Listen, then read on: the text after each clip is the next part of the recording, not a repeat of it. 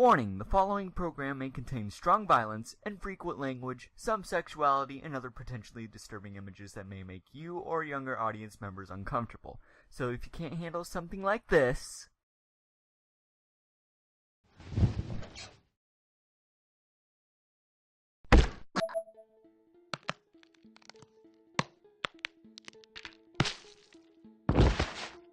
you may want to stop watching the video. Viewer discretion is advised.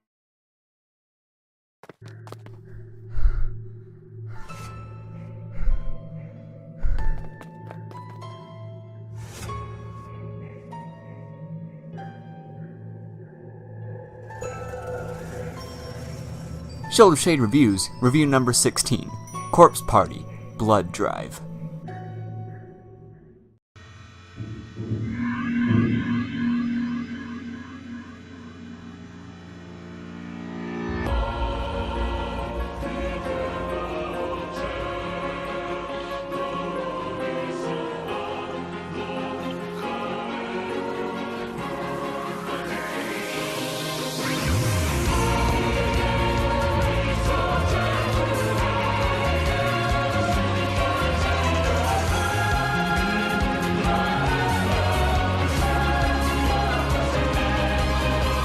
Why? Just why?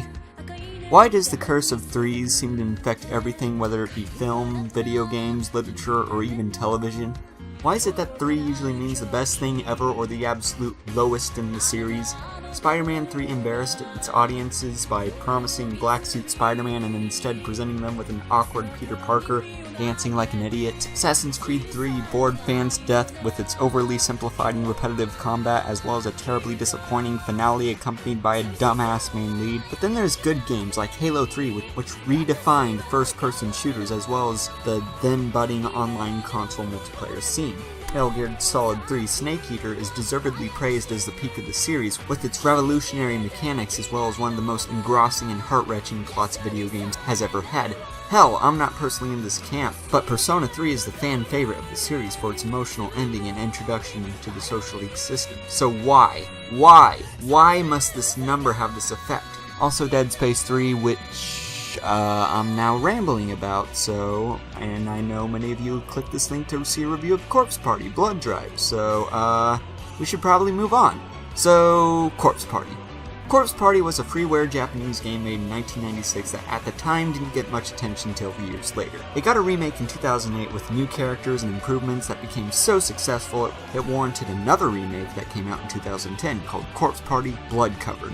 Needless to say, that game came out to the States that year, and when I picked it up from a friend, I had the time of my life. It was one of the few games that got me interested in anime as a medium, and is my favorite horror game for probably all time. Not survival horror, mind you, that still goes to Dead Space, but it was one of the most unique and interesting games I had played during the time.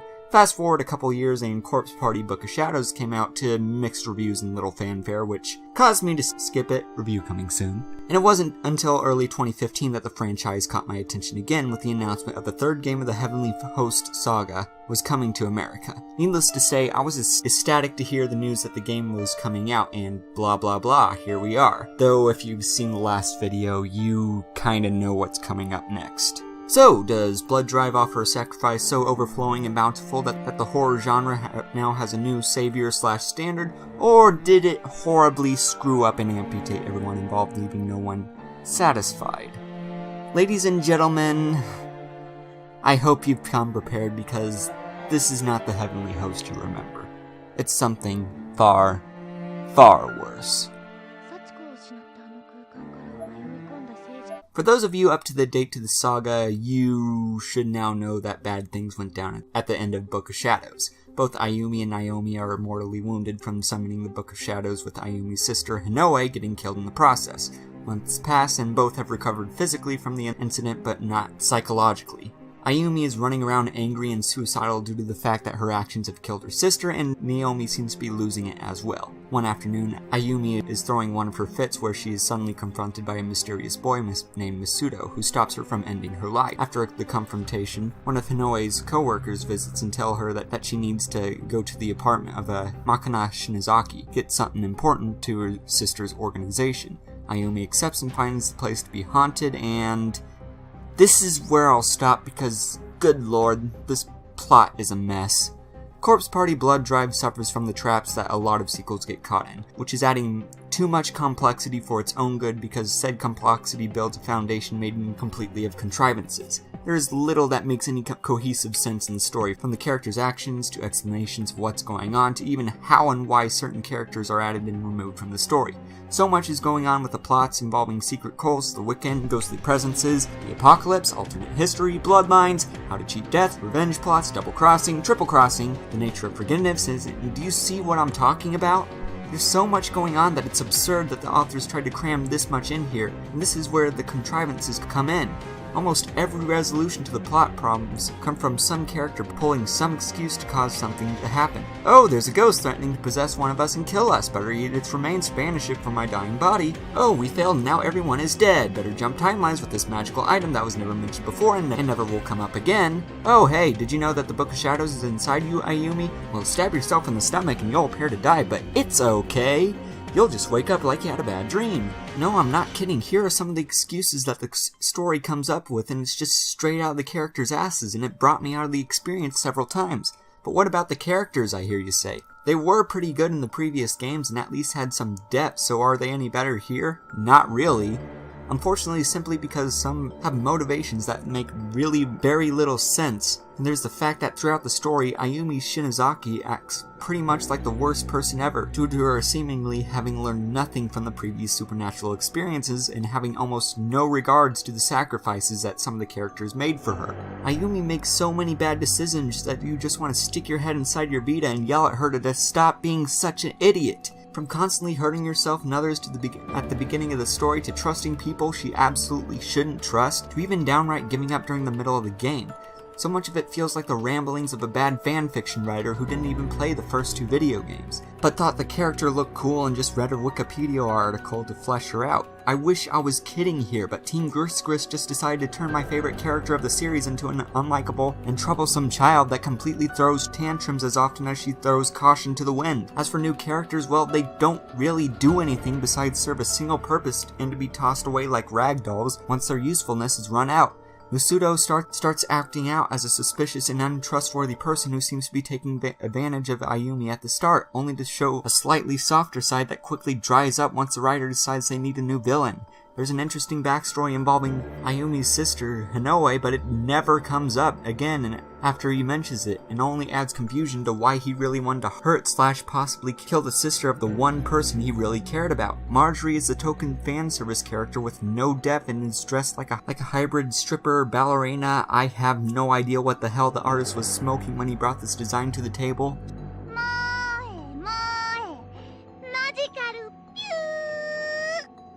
She has so little screen time that I wonder if she was just thrown in to sell more copies off sex appeal. There's some hints that she may get her own game, though I have no idea how a swearing half-naked girl with no character whatsoever will sell in today's market. Then again, this is the same publisher that brought us Senran Kagura, so crossover? Anyway, I'm getting off topic and I'm really running long here, so I'll just make the last point really quick. Aiko Naiwa.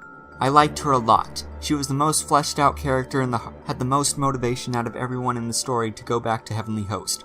Personal reasons mixed with business reasons as well as for science, and goes through an arc which I felt helped flesh her out so much. If you want to bring it back some characters, Team Gris, please bring her back. Her sister, not so much. After reading that 6-page note, maybe we should start to wander down this hall and pull the lever. Shall we?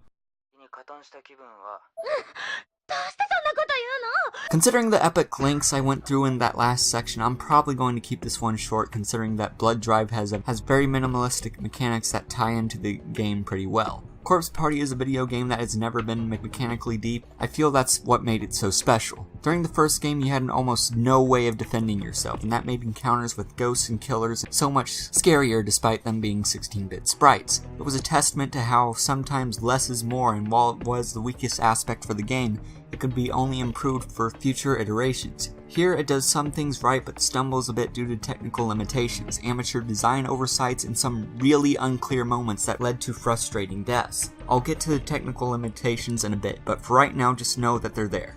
Largely, there's not much that has changed since the original. You're still wandering around a spooky environment looking for items and clues to progress the story. with some pass and dialogue choices leading to bad ends. What's different is the inclusion of a real health bar, and yes, I know there was a health bar in the original and the second game, but they were so minimal due to instant kills that you hardly even noticed that they were there. But here it's extremely underutilized, and since you have so much health, it trivializes almost all encounters. The biggest problem being that 1. You find bandages and other healing items out the wazoo, 2. Save points restore all of your health, and 3. Upon using said save point, if you reload your save, enemies pursuing you will reset. There's also this weird darkening meter from the previous game, but I didn't die from it once, and the only real way to die is to hold still and do nothing whenever this weird hentai tentacle appears from the floor. I timed it and it took almost a minute of doing nothing to actually die from the tentacle, which is absurd. It also doesn't help that if you're low on health, sometimes all you need to do is just switch characters and there's almost no penalty to this at all, with the exception of the frame rate dying a bit. Something tells me that the designers originally made this game way harder, but sometime down in development they decided that it was either too hard or no one was being able to finish it, so they scaled it back. I really think they should have gone with the harder difficulty because that would have added a lot more fear to the encounters, but that's not what we got, and it's probably what would have made this game a lot more frustrating. As for the puzzles, they're all pretty straightforward, except for one, and fairly simple to understand, so don't expect them to blow your mind, and that's really about it. To compensate, there's a lot of bonus content for you to delve into, like the cast interviews, an encyclopedia, a jukebox, a gallery, all sorts of stuff that goes well beyond the norm. It's sad really because there are some really good ideas here that, if expanded on, could have been fantastic, but the hardware limitations and a underutilized health and lighting system made the game feel somewhat unfinished. But enough of that, because now we gotta talk about the most horrifying aspect of the game. Its presentation. Holy Mother of God, how on earth did this game ship? To say that this game runs like garbage would be an insult to garbage dumps around the world. I'm pretty sure this game runs sub 10 frames per second for a majority of the game, and that's even during sections where there's only one character in the party. If you happen to be chased by multiple Darkin, the game slows down to a crawl.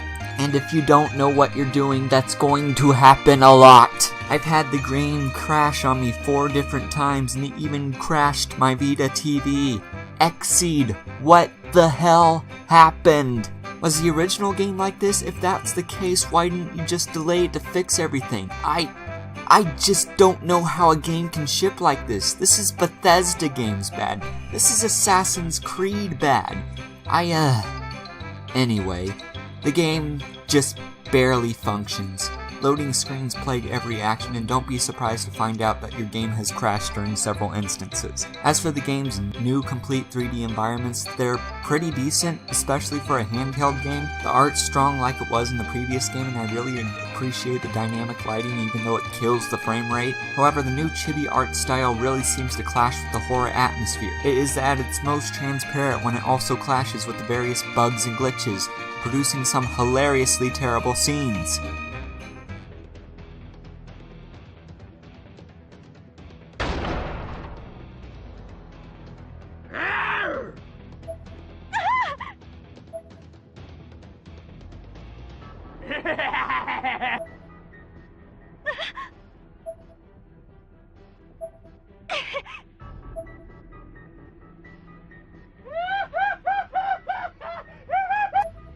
But that's not to say that the game isn't scary. Some areas are incredibly tense with chases, and there are a couple jump scares that really got to me. But almost all of those moments came from instances where 2D artwork was shown suddenly. It's baffling that the developers try these together because one obviously worked and one doesn't work at all. Works!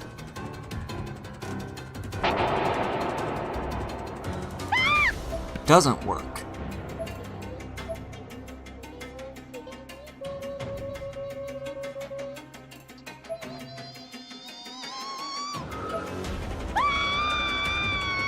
Works.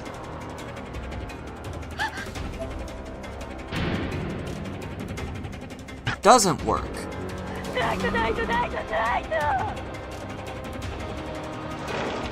Works.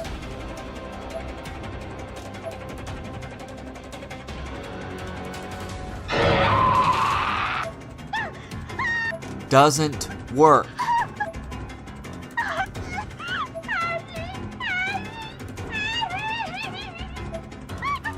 Really, there isn't a whole lot that I can still say about the presentation other than it's probably the worst aspect of this game.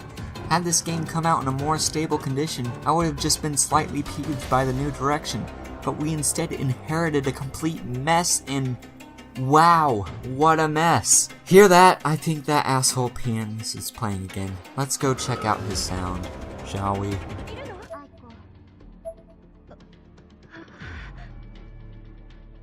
Had everything panned out the way I hoped it panned out, I would have reviewed the previous two games before going on to this one. Going back to the original Corpse Party, I found both its sound and design and soundtrack to be phenomenal, along the best Foley work that I've ever heard.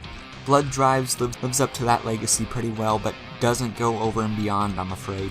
What really makes the soundtrack rather forgettable is the lack of a real overarching theme or mood-setting pieces that the original Corpse Party had in spades. Here it's just mostly reused sound clips and very grungy ambiance that imitates Silent Hill more than its predecessors. That and there's that track that won't stop playing in my head no matter how hard I try to get it out. But yeah, for the most part it's fine, it does the job, but then there's everything else and that's where the game succeeds tremendous. Both the OPs in The Rain and Incarnation are superb, and even better is the soundtrack that comes with the Ever After edition of the game. It's a compilation of tracks from the first two games and a second disc that has Blood Drive's full OST as well as the OP and endings of all three games. Plus, a really well done art book that, while not full-sized, has a lot of artwork from all three games.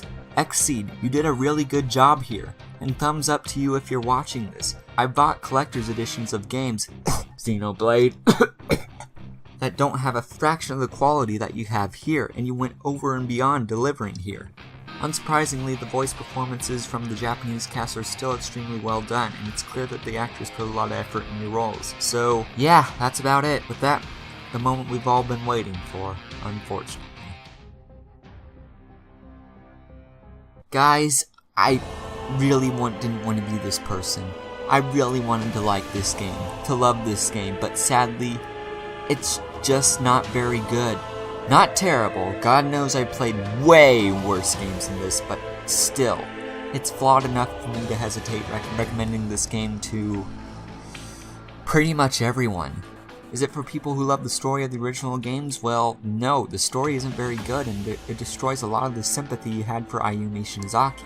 While the ending is the best in the series, which is not to say that it's good, by the way, there is a lot of anime fan service bullcrap that drags down a lot of the tension. Is it for people who want a different type of horror game? No, because the performance is so unbelievably horrid that unless a patch comes out to fix all of these issues, I cannot justify people spending money, say more than $10 on this game. I'm sorry, but it's just unacceptable, and considering that this is a niche Japanese game, I don't think a patch is ever going to happen. Finally, is it for Corpse Party fans? Maybe. Look, if you were unsatisfied with the previous two games, endings of, and the world refused to change, or see you in the sequel, guys, then I would suggest putting up with it just to get that closure you desperately want, but as it stands, this is a bad game, and considering the previous entries in the series, that's a damn shame. So after amassing 7 pillars of blah blah blah to amass the Book of Shadows, whatever, I've given Blood Drive a score in each category including story, gameplay, presentation, sound, and overall enjoyment of the game. Starting with story, which gets a poor 3.5 for its overly convoluted plot and distracting fan service characters that drag the experience down. Next, there's gameplay, which doesn't fare much better with a 4.0 due to its half-assed mechanics and rather poor structure and stitching. Not succeeding from that is the presentation, which gets an awful 2.75 for, while looking nice, being plagued with various bugs and crashes that borderline render the game unplayable.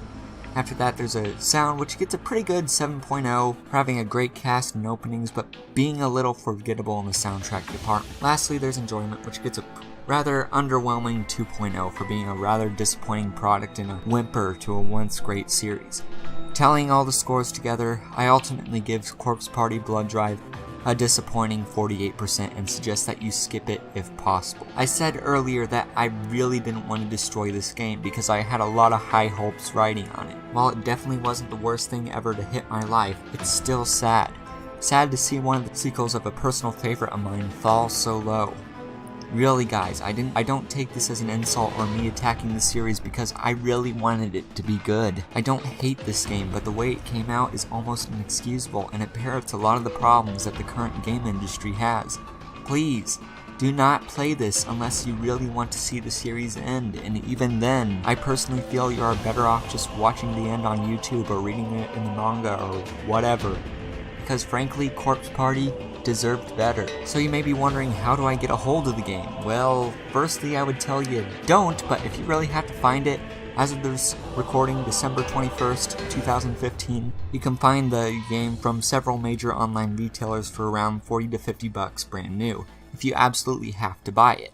I would suggest that you pick up the Ever After edition if you can, because that was a pre-order bonus that frankly doubled as a collector's edition, a pretty awesome collector's edition at that. Cherish it, because that will probably be the most value you can squeeze out of the package.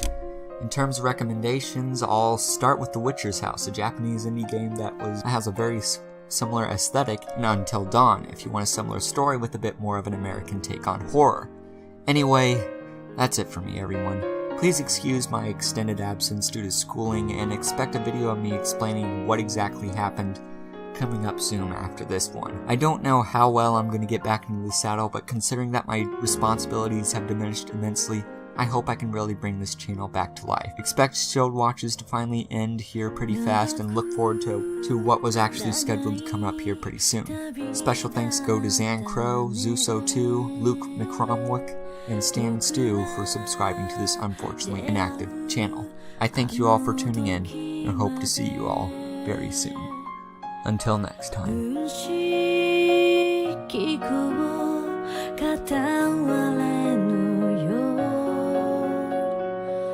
君がいない僕なら急ぐ地た箱舟に汚れた身を投げて美しい嘘で